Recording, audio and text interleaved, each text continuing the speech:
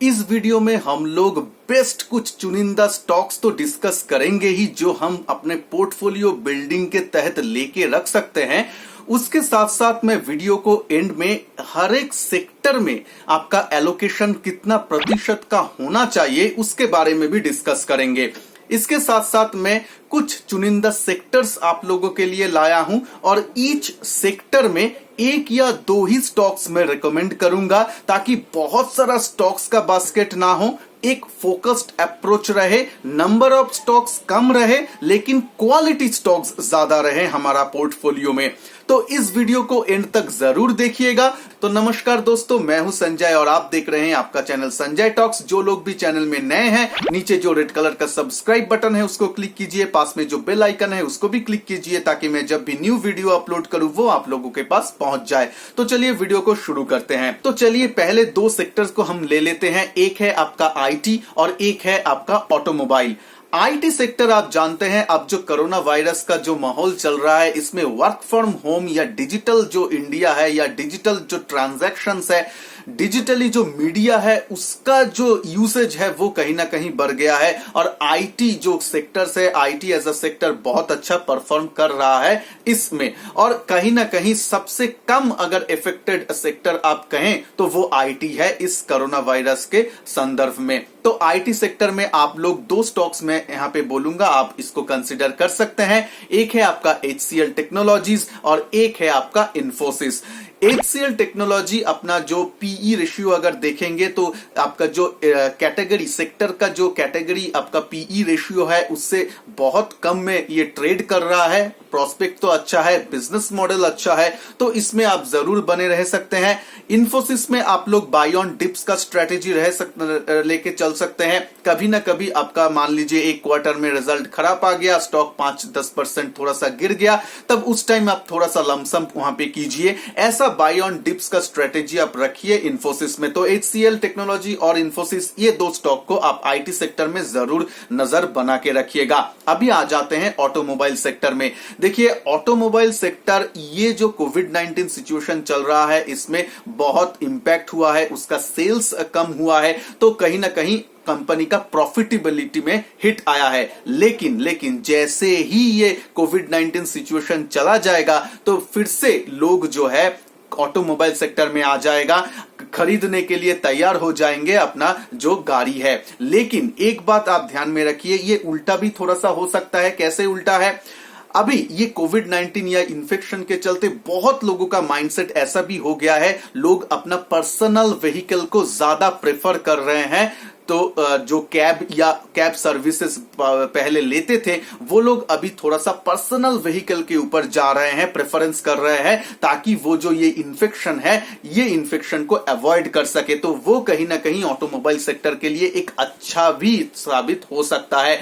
हम लोग देख रहे हैं कि धीरे धीरे जो ऑटोमोबाइल्स का जो सेल्स का फिगर आ रहा है, धीरे धीरे वो लोग अपने आप को रिकवरी मोड में जा रहा है। तो इसमें एवरग्रीन स्टॉक है आपका मारुति को आप लेके चलिए। अभी आपका 7000 के आसपास प्राइस चल रहा है, जरूर इसमें आप बाई करके चलिए। डिप्स मिलता है तो भी आप बाई ऑन डिप्स का स्ट्रेटेजी रखिए। एक बार में एक मुश्त पैसा मत डालिए, थोड़ा सा स्टैगर्ड वे में डालिए और उसके साथ साथ आप यहाँ पे बने रह सकते हैं। मैं वीडियो में आगे जाके जब मैं पूरा सेक्टर और स्टॉक कवर कर लूंगा फिर मैं आप लोगों को स्टॉप लॉस का कॉन्सेप्ट भी दे दूंगा। अगर आप पोर्टफोलियो भी बना रहे हैं तो भी उसमें स्टॉप लॉस रहना चाहिए, नहीं तो येस बैंक या डीएचएफएल जैसे आपका मिल जाएगा 400 रुपए का स्टॉक 10 रुपए 12 रुपए में आ गया, ऐसा ना हो। तो इसलिए स्टॉप लॉस का भी मैं कॉन्सेप्ट बता दूंगा, वीडियो का एंड तक जरूर बने रहिए। तो मारुति हो गया हमारा ऑटोमोबाइल का पिक। तो चलिए अभी नेक्स्ट दो सेक्टर में आ जाते हैं। नेक्स्ट दो सेक्टर में हमने चुना है आपका एफएमसीजी और फार्मा सेक्टर। देखिए India as a country consumption based country है, तो एफएमसीजी यहाँ पे एवरग्रीन सेक्टर माना जाता है। और आप अगर एक पोर्टफोलियो लॉन्ग टर्म के लिए बना रहे हैं तो उसमें एफएमसीजी को रखना ही रखना है और उसका जो एलोकेशन है वो भी आप लोग अच्छा खासा कीजिएगा। देखिए एफएमसीजी सेक्टर में क्या है, जो भी स्टॉक्स है ज्यादातर स्टॉक अपना जो हाई पीई रेशियो में या हाई वैल्यूएशन में चलता है। क्योंकि यहाँ पे बाजार उसको हाई वैल्यूएशन में हमेशा रखता है, क्योंकि उसका जो ग्रोथ प्रोस्पेक्ट है वो भी अच्छा है, ग्रोथ भी वो लोग दे रहे हैं। तो इसमें आप लोगों को देखना है, आंख खुला रखना है, अपना जो कॉमन सेंस है वो यूज करना है, क्योंकि आप जब जाते हैं कोई मॉल में या बाहर दुकान में भी जाके कुछ सामान खरीदते हैं, वो कौन सा सामान, वो कौन सा कंपनी का सामान आप खरीद रहे हैं, ज्यादातर लोग खरीदते हैं, उसके ऊपर ध्यान दीजिए। उससे ही आपको मिल जाएगा कि कौन सा कंपनी आपको खरीदना है। तो देखिए, इकोनॉमी परिस्थिति जैसे भी रहे, अपना लोग तो अपना जूता पहनना छोड़ देंगे नहीं। तो इसमें बाटा इंडिया जो है उसको आप जरूर देख सकते हैं। एक वेल ब्रांडेड कंपनी है शूज सेगमेंट में। इसके साथ साथ वो लोग अभी स्टाइलिश शूज भी ला रहे हैं। जो हमने पहले जानते थे कि बाटा स्कूल का जो यूनिफॉर्म के साथ जो जूता जाता है, जो शूज वगैरह जाता है, वही मैन्युफैक्चर करते थे, वो बिल्कुल भी नहीं है। अभी वो अपने आप को एक थोड़ा सा अलग सा मॉडलिंग या रीमॉडलिंग किया है अपने बिजनेस को, जहां पे वो लोग डिफरेंट ब्रांड्स को इंटीग्रेट किया है और उसमें वो लोग बहुत ही stylish shoes across the gender, आप वुमेन्स सेक्शन बोल लीजिए या फिर मेंस सेक्शंस बोल लीजिए, वहां पे वो लोग लाए हैं। तो बाटा इंडिया को आप जरूर ध्यान में रखिएगा। 1300 के आसपास प्राइस चल रहा है, ये प्राइस अच्छा है। कभी कभी ये प्री कोविड सिचुएशन में वो 1700 1800 तक भी गया था, उससे वो अच्छा खासा करेक्ट होके अभी ट्रेड कर रहा है। तो ये एक अच्छा मौका है, आप लोग इसको बाई ऑन डिप्स का स्ट्रेटेजी रखिए, एक्यूमुलेट कीजिए, एक्यूमुलेट जोन में है, और जब ये अच्छा खासा आपको मुनाफा दे सकते हैं आगे आने वाले टाइम में। इसके बाद आ जाता है नेक्स्ट स्टॉक एफएमसीजी सेक्टर में ही, नेस्ले इंडिया। देखिए, नेस्ले इंडिया को हम जानते हैं, हम लोग बहुत सारा लोग मैगी वगैरह जो लोग भी आप लेते हैं, कंज्यूम करते हैं, वो तो जानते हैं नेस्ले। इसके साथ साथ बेबी प्रोडक्ट में नेस्ले इंडिया एक बहुत ही जाना माना नाम है। बेबी प्रोडक्ट्स उन लोगों का बहुत सारा आता है नेस्ले कंपनी का, वो आप देख सकते हैं। इसके साथ साथ नेस्ले कंपनी अभी दूसरा जो कैटेगरी है यानी घी वगैरह, वो सब में भी अपने आप को वेंचर आउट कर रहे हैं। तो कहीं ना कहीं अपना जो बिजनेस मॉडल है उसको वो डाइवर्सिफाई करने का कहीं ना कहीं कोशिश कर रहे हैं। तो नेस्ले इंडिया को भी करंट प्राइस में आप लोग एक्यूमुलेट कर सकते हैं, बाय ऑन डिप्स का स्ट्रेटेजी ले सकते हैं। और एक बात आप लोगों को लगेगा कि थोड़ा सा हाई टिकट साइज का ये स्टॉक्स हो जाता है कि नेस्ले 17,000 में ट्रेड कर रहे हैं। तो देखिए, आपको अगर है पैसा तो आप लोग सिर्फ एक ही स्टॉक खरीदिए। ऐसा नहीं कि आपको छोटे अमाउंट का स्टॉक रहेगा तो ज्यादा मिलेगा, उससे कुछ फर्क नहीं पड़ता है, क्योंकि अल्टीमेटली परसेंटेज टर्म्स में कौन सा सेक्टर या कौन सा स्टॉक आपको रिटर्न देगा उसके ही ऊपर पूरा खेल टिका हुआ है। तो आप लोगों को पैसे के साथ साथ ज्यादा क्वालिटी के ऊपर ध्यान देना है। थोड़ा सा पैसा बचाइए, उसके बाद जब वो टिकट साइज का प्राइस हो जाता है तब एक ही स्टॉक खरीदिए, लेकिन वो क्वालिटी के साथ आप लोग रहिए। इसके बाद आ जाते हैं नेक्स्ट सेक्टर जो है फार्मा सेक्टर। देखिए, फार्मा सेक्टर में दो स्टॉक्स बहुत अच्छा परफॉर्म आगे जाके कर सकते हैं। एक है आपका डिविज लेबोरेटरी और एक है आपका डॉक्टर रेड्डीज लैब। तो ये दो स्टॉक के ऊपर आप जरूर ध्यान रखिएगा।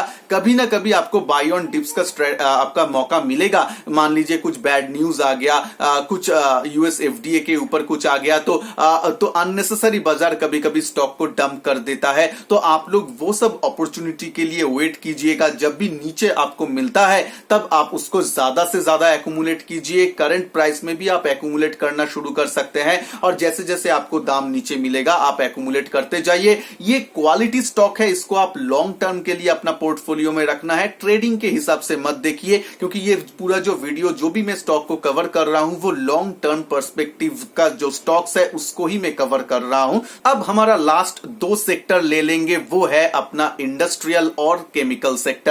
देखिए, कहीं ना कहीं ये दो सेक्टर है बहुत ही अंडर ओन्ड मैं बोलूंगा है, क्योंकि बहुत सारा लोग आपका बैंकिंग ले लेगा, आपका जो एफएमसीजी लेगा, आपका आईटी लेगा, ये सब तो लेगा ही, लेकिन अपना जो मेन जो इंफ्रास्ट्रक्चर है, अपना जो मेन इंडस्ट्रियल है वो सब नहीं लेगा, क्योंकि कहीं ना कहीं ये सब चलने में थोड़ा सा टाइम लगता है। जैसे इकोनॉमी ग्रो करेगा उस हिसाब से ये ग्रो करेगा। तो देखिए, 2020 तो अभी जा रहा है, हम फैग एंड में है। 2021 में जब ये कोरोना वायरस का थोड़ा सा माहौल थोड़ा सा अच्छा हो सकता है, इकोनॉमी फिर से पटरी में आ सकता है, तब ये कहीं ना कहीं इंफ्रास्ट्रक्चर स्टॉक्स जो है वो हम लोगों को अच्छा खासा पैसा कमा के दे सकते हैं। इसमें आप एल&टी, लार्सन एंड टूब्रो, इसको जरूर कंसीडर कीजिए, और अल्ट्राटेक सीमेंट, ये दो स्टॉक बहुत अच्छा है, बहुत अच्छा प्रोस्पेक्ट इसका लग रहा है। अंडर ओन्ड स्टॉक है लार्सन एंड ट्यूब्रो, स्पेशली उसका पीई रेशियो अपना सेक्टोरल पीई रेशियो से बहुत कम है,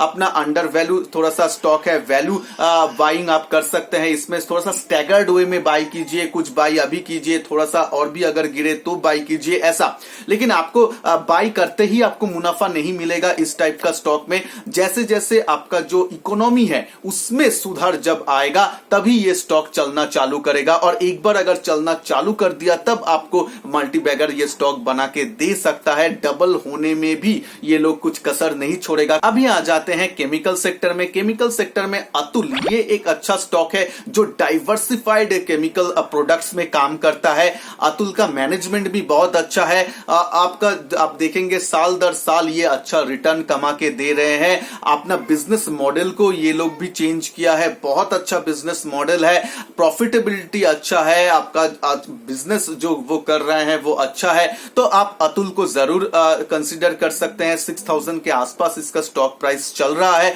लेकिन ये जोन में भी आप लोग एक्यूमुलेट कर सकते हैं। थोड़ा सा बाय ऑन डिप्स का स्ट्रेटेजी भी रख सकते हैं। जैसे जैसे आप लोगों के हाथ में थोड़ा सा पैसा आएगा तब आप इसमें निवेश करने के लिए जरूर सोच सकते हैं। तो ये जो मेन आपका सेक्टर में बता दिया, इसके साथ साथ मैं लास्ट सेक्टर यानी बैंकिंग सेक्टर को भी थोड़ा सा टच करूंगा। देखिए बैंकिंग सेक्टर में बहुत सारा है, आपका पीएसयूज है, आपका एनबीएफसीज है, आपका फिर आपका प्राइवेट बैंकिंग है। तो इसमें देखिए एचडीएफसी बैंक सभी के पास है, तो एचडीएफसी बैंक जो भी आप लोग पोर्टफोलियो बनाएंगे उसमें मैं समझता हूं आप लोगों के पास ऑलरेडी रहेगा। तो एचडीएफसी बैंक को मैं बाय डिफॉल्ट रख देता हूं साइड में, और दो स्टॉक्स का मैं आप लोगों के साथ शेयर करता हूं। एक है आपका कोटक महिंद्रा बैंक और दूसरा है बजाज फिनांस। देखिए बजाज फिनांस का नाम तो हम बहुत लोग सुने हैं, जब ईएमआई में भी हम चीज खरीदते हैं बजाज फिनसर्व बजाज फिनांस का नाम आता है, तो इसमें से आप एक चूज कर सकते हैं। उसके साथ साथ आपका जो कोटक महिंद्रा बैंक उसका भी बिजनेस मॉडल अच्छा है। प्राइस थोड़ा सा ऊपर से लेके थोड़ा सा नीचे करेक्ट हुआ था, वो एक अच्छा मौका है आप लोगों को एक्यूमुलेट करने के लिए। तो ओवरऑल ये पोर्टफोलियो अगर आप बना के चलेंगे तो अच्छा होगा। अभी मैं स्टॉप लॉस का कॉन्सेप्ट बताऊंगा, उसके साथ साथ आपको बताऊंगा कि ये जो मैं सेक्टर बताया हूं इसमें आपका परसेंटेज ऑफ एलोकेशन कितना रहना चाहिए। पहले स्टॉप लॉस बता देता हूं। देखिए जब भी आप कोई स्टॉक को एक्यूमुलेट करेंगे, मान लीजिए आप 2-3 महीने में हर महीने कुछ 4-5 हजार रुपए डाल के आप एवरेज आउट करते करते एक स्टॉक को एक्यूमुलेट किया, मान लीजिए 6 मंथ ड्यूरेशन में आप एक स्टॉक को एक्यूमुलेट किया, तो आपको एक एवरेज बाइंग प्राइस मिल जाएगा। एवरेज बाइंग प्राइस से आप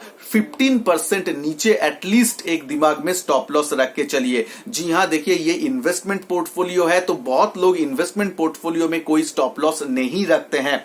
ट्रेडिंग पोर्टफोलियो है तो ट्रेडिंग स्टॉक्स में हम हमेशा मान लीजिए 2% के आसपास स्टॉप लॉस आप अपना रिस्क के हिसाब से लगाते हैं, लेकिन इन्वेस्टमेंट पोर्टफोलियो में कोई स्टॉप लॉस नहीं लगाता है। लेकिन ये बहुत इंपॉर्टेंट है, आप अपना रिस्क के हिसाब से 10 to 15% का एक नीचे के एक स्टॉप लॉस रखिए। अगर आपका शेयर प्राइस नीचे आ जाता है एवरेज आउट करने के बाद भी, तब आपको निकल जाना है। कोई भी स्टॉक के साथ प्यार या मोहब्बत मत कीजिए, आप स्टॉक्स को लीजिए मुनाफा कमाने के लिए। अगर आपके हिसाब से वो स्टॉक परफॉर्म कर रहा है तो उसमें बने रहिए, नहीं तो उसको निकाल के दूसरा वही सेक्टर में कोई दूसरा अच्छा वेल परफॉर्मिंग स्टॉक्स में शिफ्ट हो जाइए। ये सिंपल फंडा है, इसको आप जरूर ध्यान में रखिएगा। इसके बाद आ जाते हैं सेक्टोरल एलोकेशन में। देखिए 7 सेक्टर में आप लोगों के साथ शेयर किया हूं, तो पहले तो आपके पास अगर 100% मनी है उसको आप 7 सेक्टर में, ईच सेक्टर में 10% मनी एलोकेशन करेंगे, तो 70% आपका मनी एलोकेट हो गया। उसके बाद 30% आप कैश में बैठेंगे, कैश रखेंगे। जब भी मार्केट में थोड़ा सा डिप्स आता है तब वो कैश को आपको डिप्लॉय करना है। फाइनल जो आपका सेक्टोरल एलोकेशन निकल के आएगा उसमें आप आईटी और एफएमसीजी ये दोनों में मैक्सिमम 15% तक जाइएगा। तो वो जो 30% है उसमें से 5% आप रिजर्व करके रखिएगा आईटी और एफएमसीजी के लिए।